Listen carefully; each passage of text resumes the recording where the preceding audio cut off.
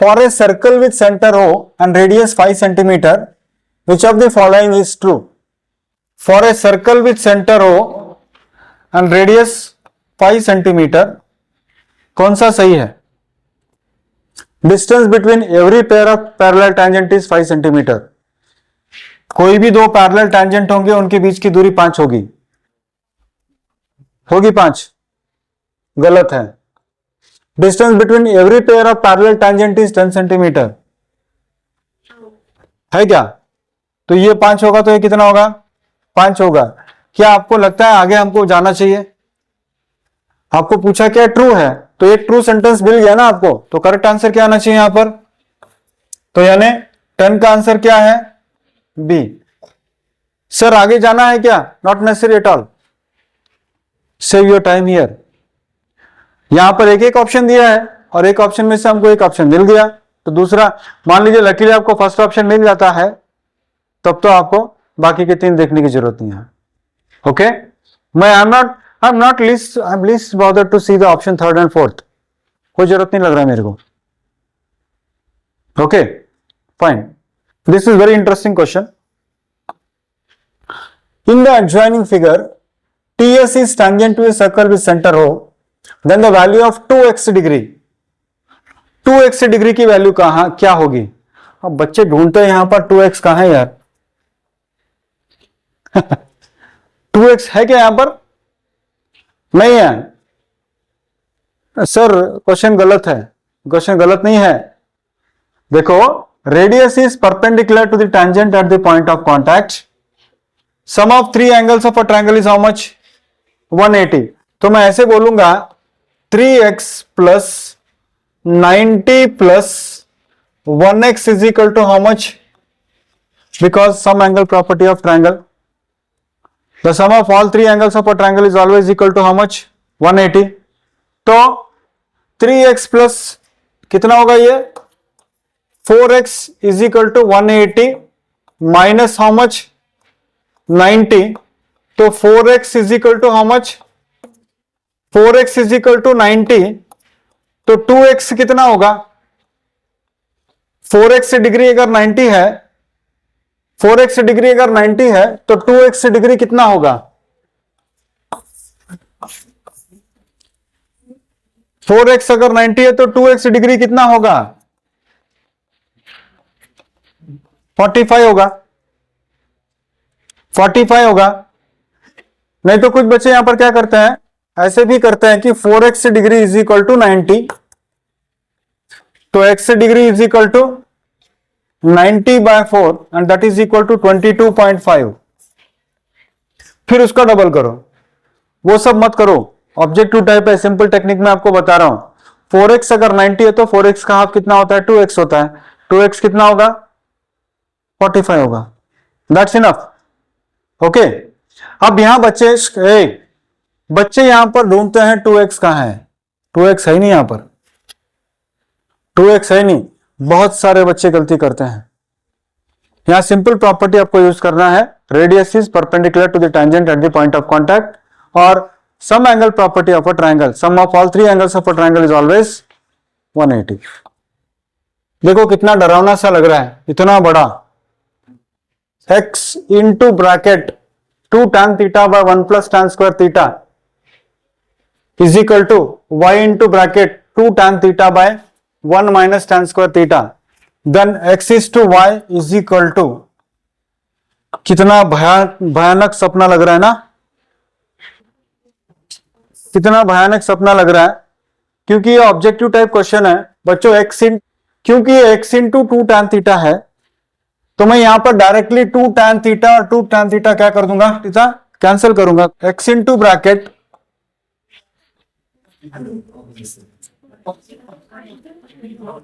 30 मतलब क्या? tan square 30 मतलब क्या? tan 30 की वैल्यू क्या? 1/√3 है, तो 1/√3 का स्क्वायर यानी कितना होगा? 1/3 is equal to y into bracket 1 by, फिर से tan स्क्वायर 30 है, tan स्क्वायर 30 का वैल्यू कितना होगा? 1/√3, उसका स्क्वायर कितना होगा? 1/3। बच्चों अगला स्टेप पूरा डिटेल मत करो। देखो x इंटू इसका एलसीएम लो तो कितना होगा, एलसीएम लोगो तो कितना होगा, हाँ ये होगा 1/4/3। तो ये क्या होगा उल्टा करूं तो, ये स्टेप मत दिखाओ यहां पर, आप ये क्या करते हो, ये गलती यहां पर टाइम वेस्ट मत करो, डायरेक्टली क्या करो 3/4। ऐसे ही यहां पर भी क्या होगा बच्चों, 1 - 3 है तो एलसीएम लूं तो क्या होगा 1/2/3, 1/2/3 दैट इज इक्वल टू 3/2। तो this is equal to how much 3/2, सही है। 3 cancels with 3, 2 cancels with this 4, so this is what x/2 is equal to what y/1। मगर आपको रेशियो किसका पूछा है, x/y पूछा है, तो इसको इधर ले लो और इसको इधर ले लो, यानी x/y is equal to how much 2/1, यानी कितना होगा 2:1। करेक्ट आंसर क्या आएगा आपका 12C। देखो ये प्रॉब्लम में हमने किया था, ये प्रॉब्लम 1 + tan² 30 बाय 1 - tan² 30 ऐसा वैल्यू पूछा था पिछले प्रॉब्लम में। अब इसके साथ थोड़ा सा जोड़ क्या दिया, इसको लगा दिया 2 tan 30 और 2 tan 30 को, तो x कितना आएगा y 2:1 आएगा। 2:1 is the correct answer, fine. A peacock sitting on the top of a tree at a height of 10 meter observes a snake moving on the ground. See here, you can see here, this is the peacock. This is the peacock standing at the top of a tree. कितने height पे खड़ा है वो, तो tree का height कितना है 10 है, और वो एक इसको देखता है, किसको,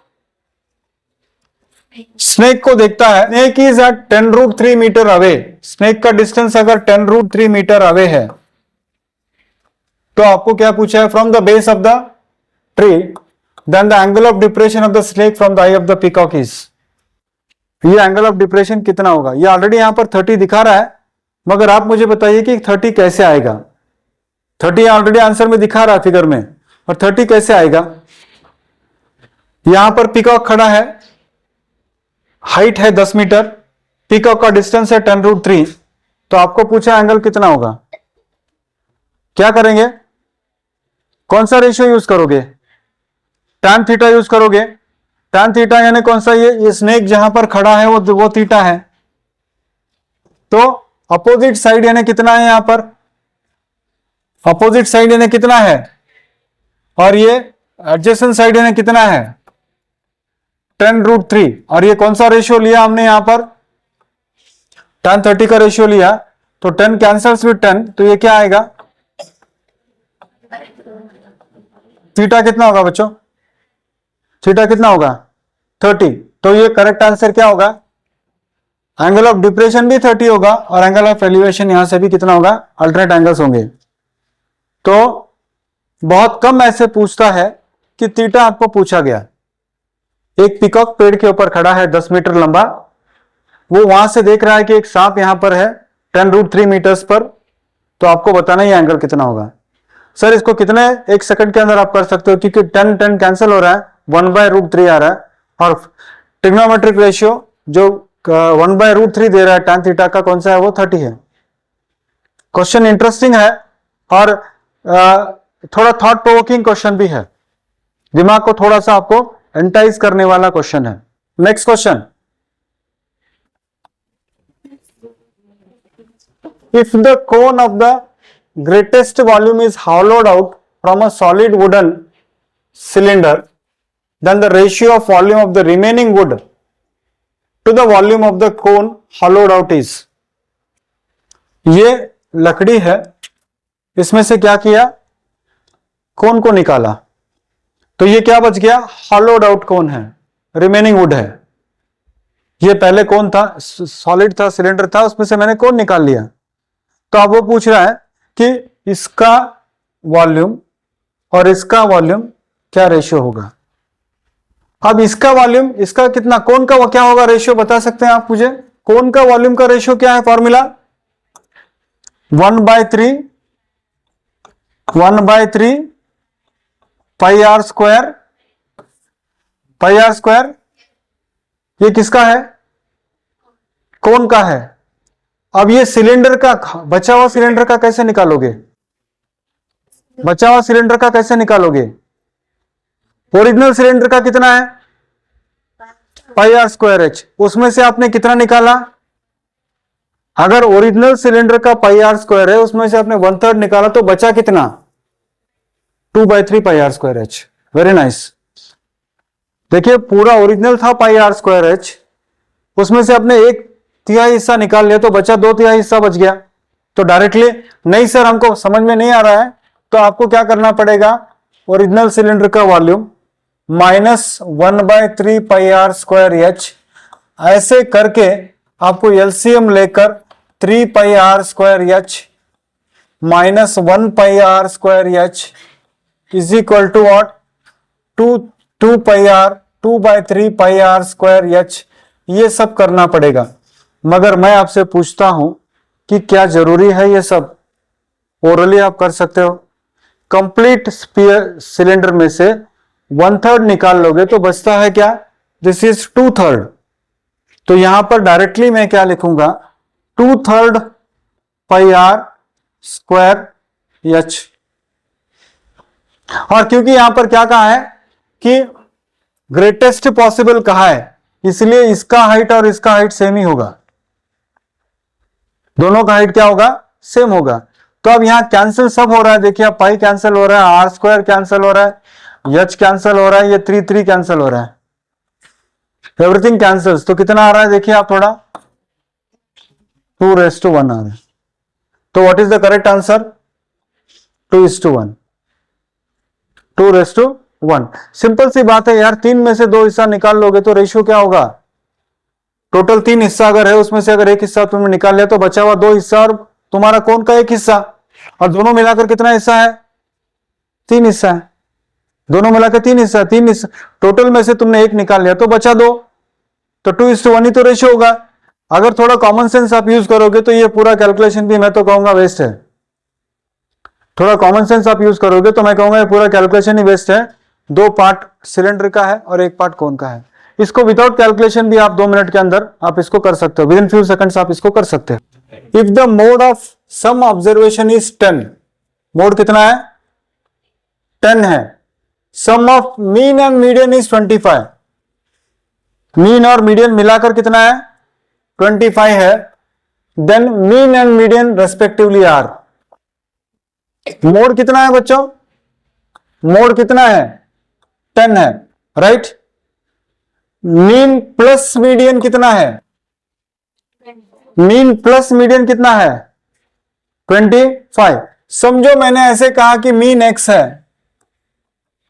अगर मैंने कहा मीन एक्स है, मीडियन कितना होगा? 25 माइनस ये मोड कितना दिया आपको? 10 दिया है। अब फॉर्मूला बताइए आप थोड़ा मुझे, क्या है वो फॉर्मूला? Yes, very nice. क्या है वो? 3 median is equal to mode plus 2 mean. सही है ना? ठीक है, मैं शॉर्ट में लिख देता हूं सब कुछ। ये फॉर्मूला लिखने की भी जरूरत नहीं है, मैं आपको समझाने के लिए लिख रहा हूं ये। अब 3 मीडियन कितना दिया आपको? आपने मीडियन कितना लिया है? 25 माइनस एक्स। तो आप यहां पर 3 इंटू 25 माइनस एक्स। मोड कितना है आपके पास? 10 है।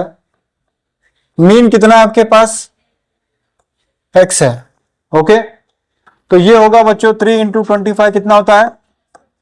Minus how much is equal to how much? 10 plus 2x।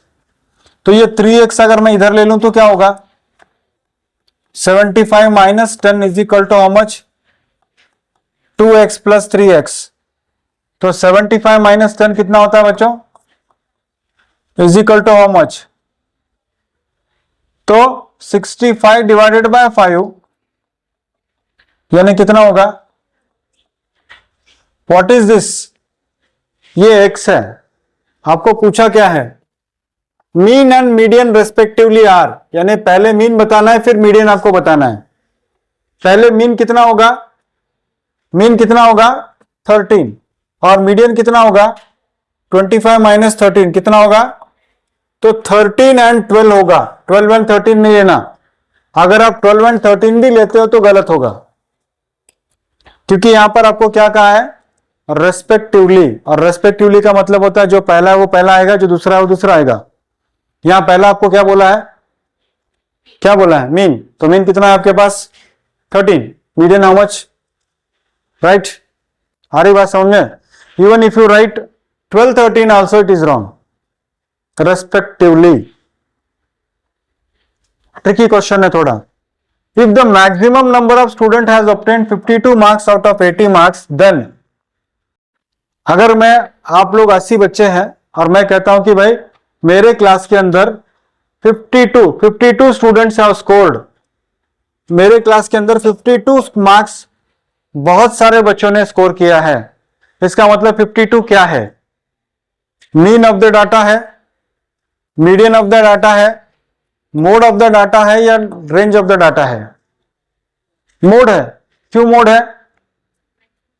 Yes, mode का मतलब होता है the frequency that is repeated maximum number of times. And what is repeated maximum number of time? 52. So the correct answer is how much?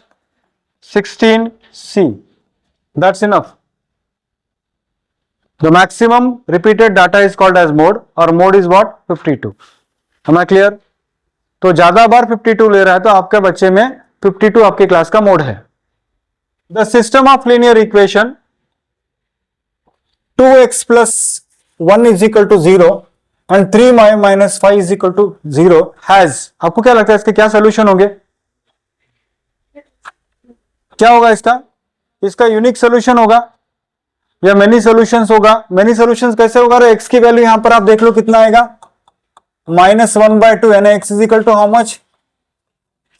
X is equal to कितना? 0.5। और 3x minus 5 is equal to 0 है, y is equal to how much? y is equal to how much? तो यहीं पर solution निकल रहा है ना आपके पास। What is that solution? 0.5 और 5/3, यानी इसके कितने सोल्यूशन निकलेंगे? मेनी सोल्यूशन छोड़ दो, पैरेलल ग्राफ छोड़ दो, इनकंसिस्टेंट छोड़ दो, डायरेक्टली आपको आंसर मिल रहा है। It can have only what? Unique solution. नहीं है तो आप a1/a2 वगैरह कर सकते हो, मगर देखते ही पता चलता है, इतना आपको करने की जरूरत ही नहीं है। डायरेक्टली आप क्या कर सकते हो इसको? इट इज हैविंग, ऐसे हो सकता है कि 0.5 और क्या है? 5/3। सो आंसर क्या आना चाहिए आपका? Unique solution is the correct answer. No solution तो होगा नहीं।